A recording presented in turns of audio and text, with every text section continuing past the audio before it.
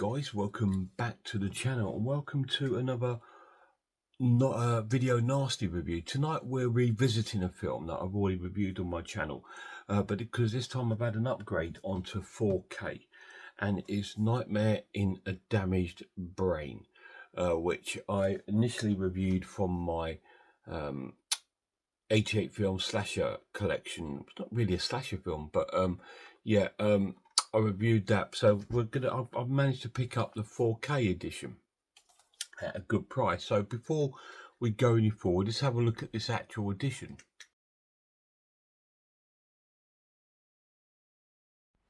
So here we are, guys. Here is the 4K release of Nightmare in a Damaged Brain, released by Severin. This is a region 3 edition. It comes in a slipcase. The original sort of artwork sleeve here. We will get into the box and we'll have a little look at what's inside this package.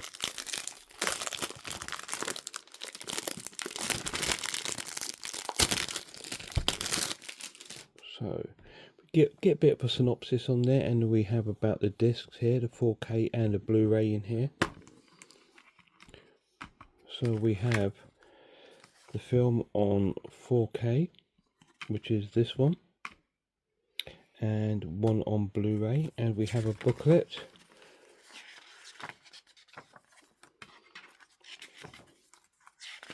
Just showing you different sort of like countries, sort of visions of the film and posters, which is quite nice little set.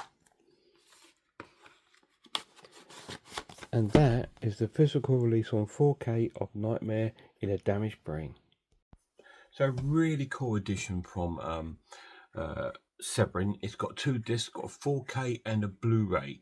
The Blu-ray has it says about 4 to 5 hours of special features. Let's see if there's any on the 4K disc.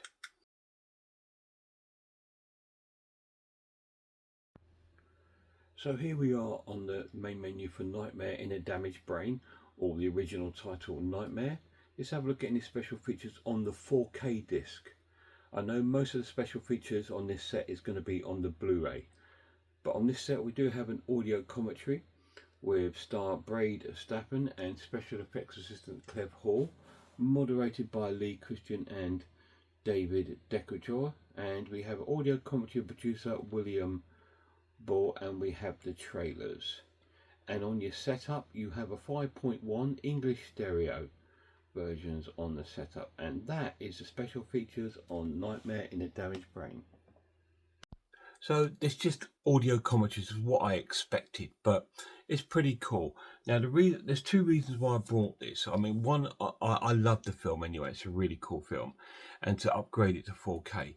But the other reason is this is supposed to be an edition release of the film that is got unreleased stuff put back into it, so it's more of an uncut sort of version of the film compared to this one. But let's have a little recap on the story.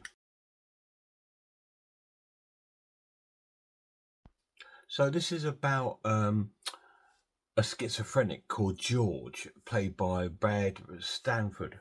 And it starts off when he's a young lad and he sees his mum cheating on his dad with this guy, and he apparently kills them. As the young George is played by Scott Prateris, I believe, and he kills his mum and that apparently. And he ends, and we sort of like cut to him as an adult in this sort of psychiatric sort of hospital, as he's a schizophrenic, and he's on all these sort of medications. And he kind of the medication seemed to be working, so they let him out, and he's back out there, and his medications are not working. He goes back to his old house, where we meet the other characters. We meet CJ Temper, played by CJ Cook. You couldn't work that out, could you? We see Susan Temper, played by Sharon Smith, who's his mother. and she's got a boyfriend called Bob, played by Mick Cribbin, and CJ is a bit of an arse, you know. He's a bit of a pain in the arse, and he plays all these tricks on his mother, and he does the sort of, you know, the old saying, "Cry wolf." He does that sort of thing. He plays too many tricks, and when the bad things happen, no one believes him. And he's seeing George hanging around the house and sort of following him about.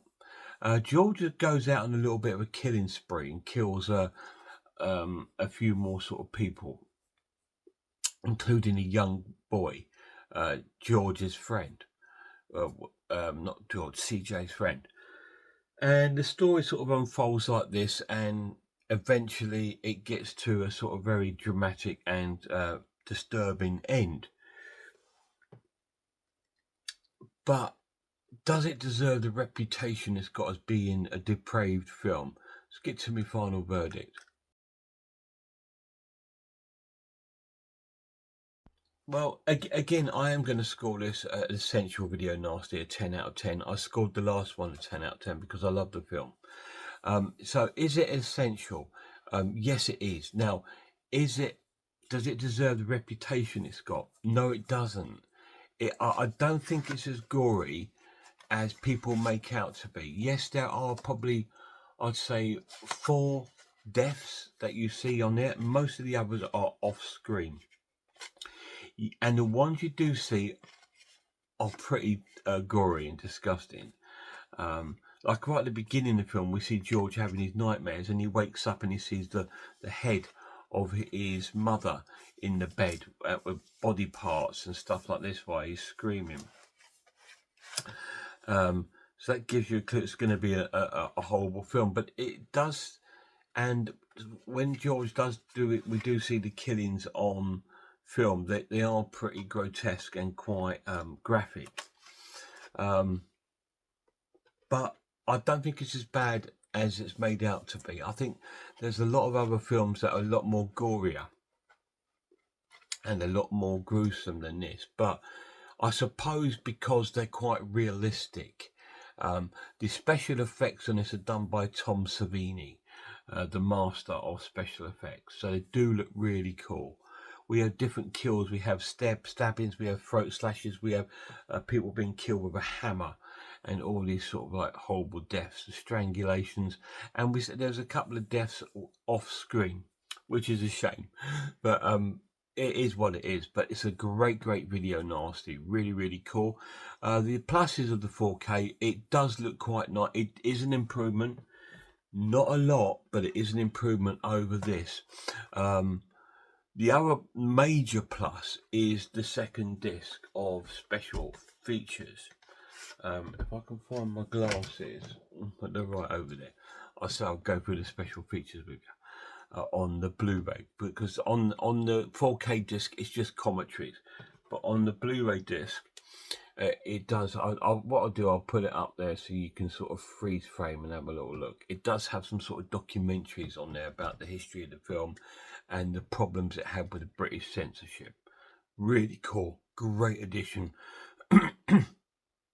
Nightmare, 10 out of 10 on 4K. Guys, massive shout out to some channels. A shout out to Grumpy Andrew's Horror House, The Maniac, Horror Hands, Horror Geek, Cat Watches Horror Movies. And a massive shout out to my lad. Till next time, look after yourselves, look after one another, and I really hope I'll see you all soon.